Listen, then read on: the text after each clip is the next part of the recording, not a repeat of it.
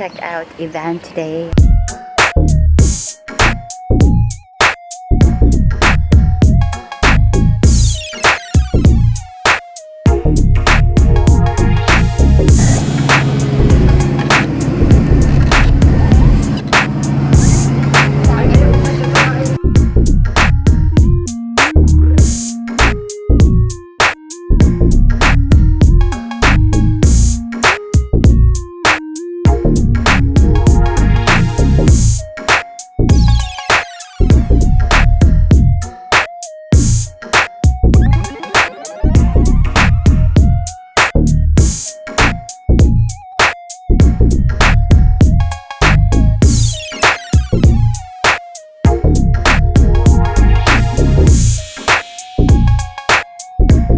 Okay, so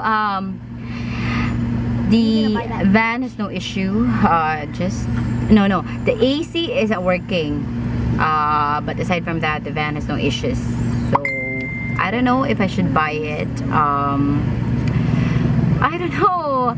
Please help me, guys. Please help me.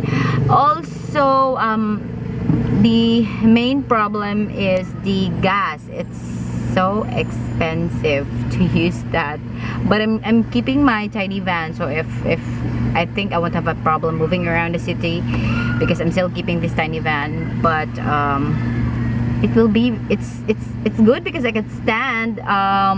It's so spacious inside, and that's it. My main issue is the gas, the expenses. So, I don't know. I'm going to think about it. Please help me, guys. Thank you so much.